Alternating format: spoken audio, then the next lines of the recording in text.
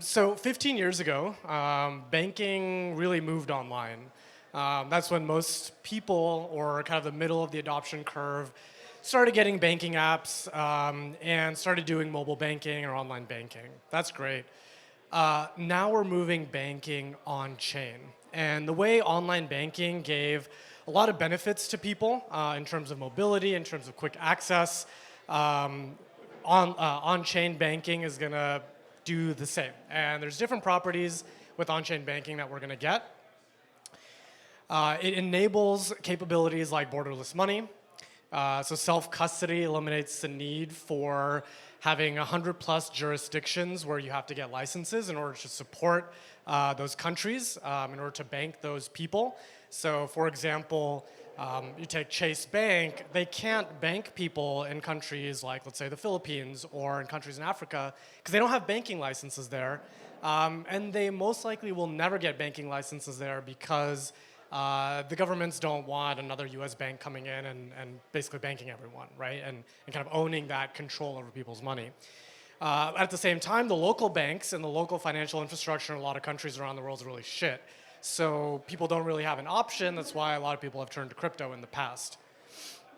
Fast and free payments. So today, peer-to-peer transactions on Pay, if you want to do it across borders, eliminates a lot of intermediaries. This has always been the vision for crypto. But even if you take like Bitcoin, for example, or even if you take like USDC, you can send USDC to people to anyone on chain. That's really great, really easy. A lot of abstraction work on other chains and stuff as well. But the real question is, can I use that USDC in my daily life? It's great to have it in my wallet, but can I use it? So the real journey isn't from wallet to wallet. The real journey is from my paycheck into my wallet to someone else's wallet to paying their rent, right? And I think we fail a lot of times to look at that entire journey. And I'll talk about how we're solving that. And then universal access. So literally anyone, anywhere, can open an account in seconds. You've done that if you walked in the door and you downloaded the Pay app. That's literally a bank account, right? And that's pretty amazing. And there's no ID required. And yeah, you basically don't need sometimes you need like a lease agreement or some kind of utility statement. If you've ever done KYC, that's super annoying. I have like 3 addresses. I never have utility statement. And then if you live in New York for the last like 10 years, it was impossible to use a New York address to open like any kind of KYC account because of the bit license stuff. So anyways, like universal access is actually binary, which is really cool. And in this, I think a lot about WhatsApp. Today, you can go anywhere in the world and find anyone with a phone, and like 99% chance they'll have WhatsApp. That's insane, right? That's universal communication. You can go literally anywhere in the world and communicate with someone and stay in touch with someone. Money is not like that. Money is far from that. And so universal access is this really binary thing that once you achieve, it makes kind of moves humanity forward, I think. And you can go anywhere and you can do anything and interact with anyone and pay anyone and get paid without any barriers. So these 3 things are what on-chain banking really enables. And why was it really not possible before Pay? There's 3 main reasons. So on-chain banking isn't really feasible on existing blockchains like Bitcoin, Solana, Ethereum, because public transactions are easily linked to people, which means if I go spend some money at a store using a stablecoin-backed Visa card, that can be traced back to my DeFi holdings. I really don't want people to do that. There's kind of like the $5 wrench problem, right? Someone can stand outside the store with a $5 wrench and steal your money. And so it's unsafe, not just like from I don't want people to see it, but it's physically unsafe.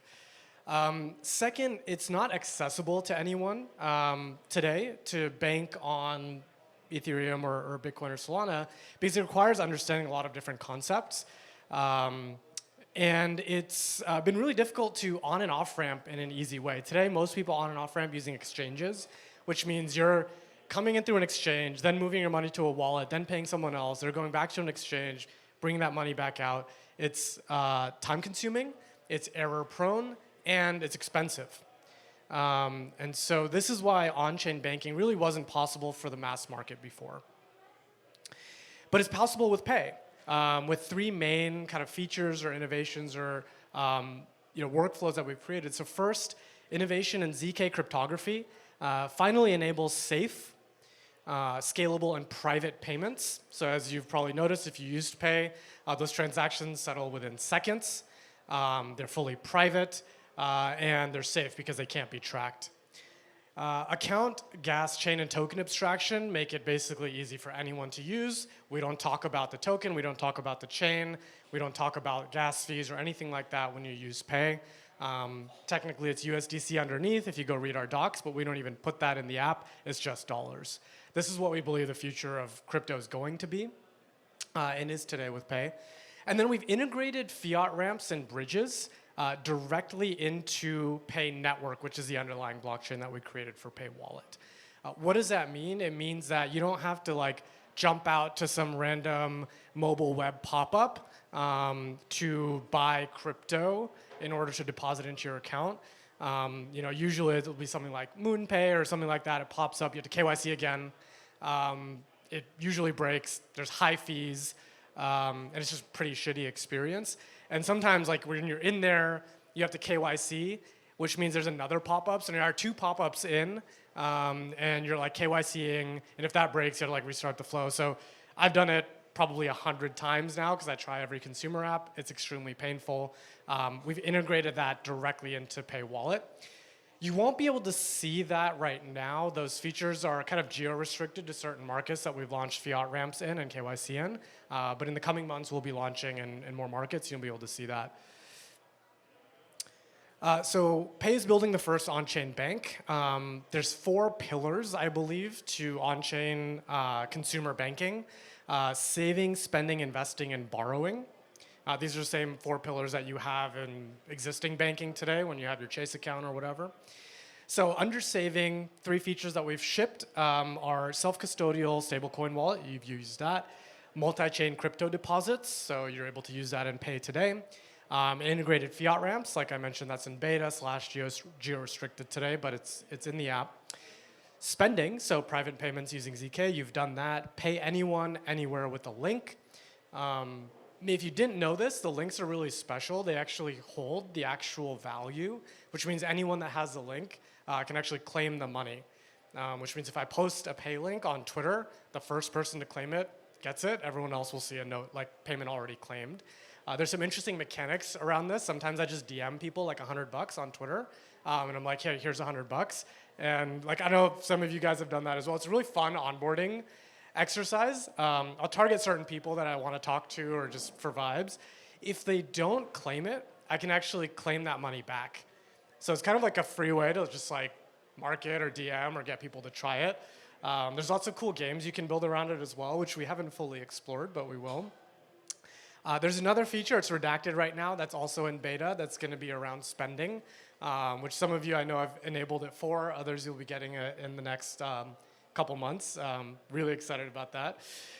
Investing, we'll be building features to enable holding Bitcoin, holding ETH, holding other alts, and we're going to do it in Pay fashion, which means it's going to be really simple, really easy. You won't have to think about it, and actually you won't even have to KYC for it, so it's going to be great. It's kind of be like a Saks Coinbase experience, but fully decentralized and self-custodial. Then we'll build out features to lend, stake, and LP, which means you can earn on your actual balance that you have in Pay. This is going to be really cool once also we add RWAs, which means US Treasuries on-chain for anyone in the world to access, which I think is going to be a really big unlock. When I was in Argentina last year, it's really hard to get access to basically the safest yield in the world, which is US Treasury, for anyone outside the US. Either you have to be 5 more minutes, damn, all right, let's go. One thing I did want to talk about though. Borrowing is really interesting because under-collateralized borrowing has been kind of a holy grail of crypto. No one's really been able to do that at scale. All of the saving, spending, and investing data that we have actually lives on your device. It's private. we can actually generate proofs based on that to create a financial history for you. The same way that you might go like on DGen score or something, and you kind of have a like a score. We can actually do that based on, if you're direct depositing your paycheck into Pay, and then you're paying for things over time, and then you're investing in certain items, you're earning yield.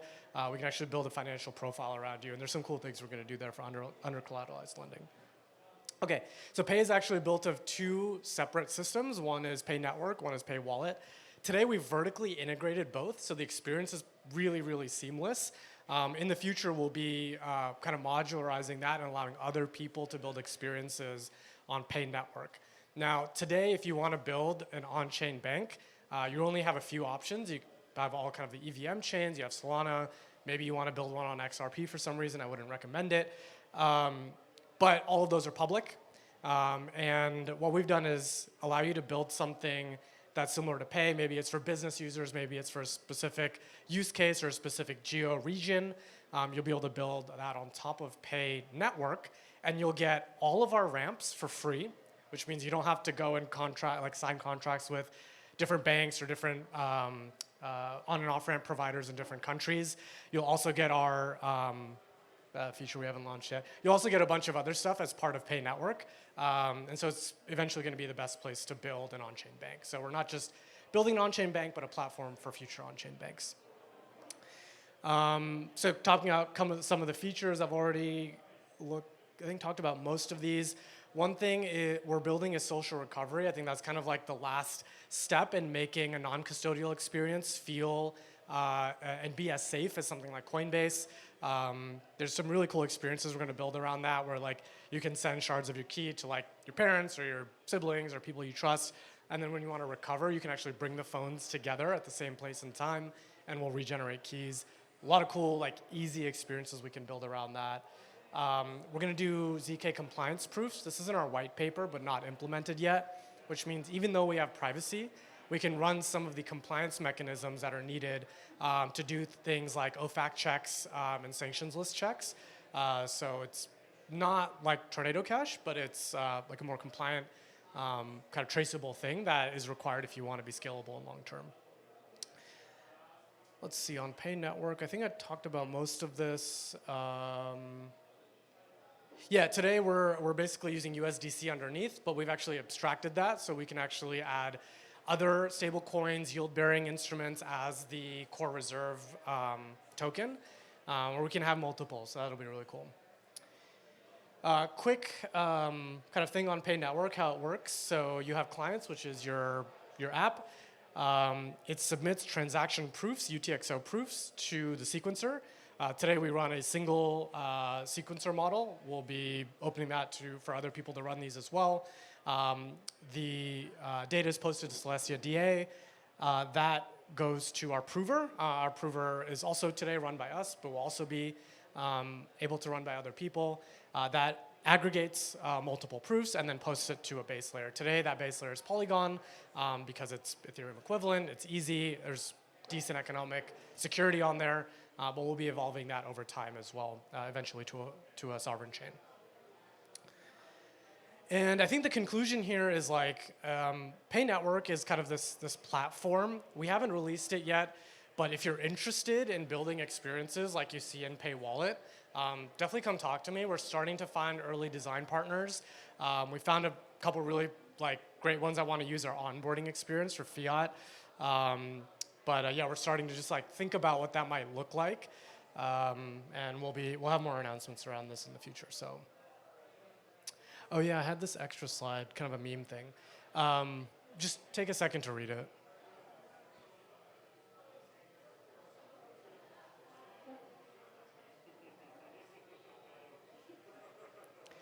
So I think the takeaway here is you can't build a truly global bank. In fact, even building a multi-state bank is difficult. And I don't think there's really anyone building a full stack replacement for the banking as a service stack that exists today that is global and multi-jurisdictional instantly. And so that's kind of what we're building. Thank you.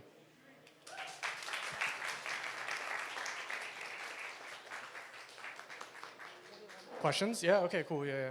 Super quick. I'm a power user of Pay. Huge fan. I was curious, maybe when you mentioned WhatsApp, it made me think about like when I use Pay, something that could be cool is if I had an address book similar to like Venmo or PayPal. Is that a feature you guys have thought about adding or not? We thought about it and we rejected the idea. And here's why. Like, if you remember when you came in the door and you downloaded Pay, there's no login. So by eliminating an address book, we completely eliminated any kind of user registration system, which means A, it's good for privacy. B, like your data can never be exposed because there's no data. And C, what it does is allow us to basically co-opt existing social networks. Yeah. Right? Which means like, do you really want another network, right? Like in Venmo, you have like your address book in Venmo, right? You have address book in WhatsApp, you have an address book on Facebook or whatever. We said, why duplicate that, right? If you want to send that pay link on Signal, send it on Signal. If you want to send it via email or fax, send it via fax, right? So we let you use your existing communication networks, which you're already comfortable with, you already trust, you already know who the sender is and that they have access to that platform and you trust it. Why build another communications layer on top of that? So we said no for now, but maybe in the future, I don't know. That's actually a good point because even when I do use the address book in Venmo or PayPal, I have to like double check that it's the exact right person. Yeah. And I actually end up texting them anyway. Yeah. Usually I'm like, is and you're this like, hey, actually like, you? because their profile picture's like different, and you're just like, is that you? Like, there's like, yeah, it's. So I may as well just text them a link. Yeah, save exactly, the trouble. exactly. Yeah, So we're makes kind of opinionated on stuff like that, right? It's like a lot of people have asked us for it, but we're just like, no, like I think this is better, and maybe the world will think so as well. Cool. Yeah, quick question. I wanted to ask how you guys are doing on-ramp. Are you contracted directly with the banks or using Stripe or Coinbase? How are you doing it? Good question. So our model is basically abstraction over fiat on and off ramps. Here's the problem with fiat on and off ramps. Essentially, only the exchanges were really focused on this in the past. In the past, I would say 2 years, that's modularized. So where you have these like individual companies now focused on and off ramping in specific jurisdictions.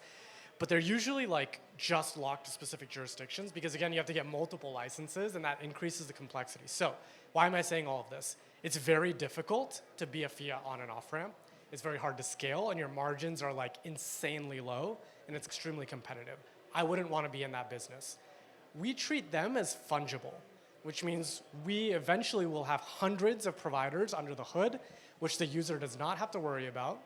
But because we do self-custodial KYC directly in the app, we push KYC at the moment it's needed. Let's say you need to switch from one on-ramp to another because that one got shut down or frozen. The user will never see that. And so we've kind of built this abstraction layer in between, which took us like 3-4 months to build. It was really hard. But now you have this really powerful system where like we don't care who the fiat on and off ramp is. They can have their 5 bips, 10 bips. But at the end, or some of them are free as well. And then at the end of the day, the user has the most amazing experience and can never be like suspended or shut down. Thank you.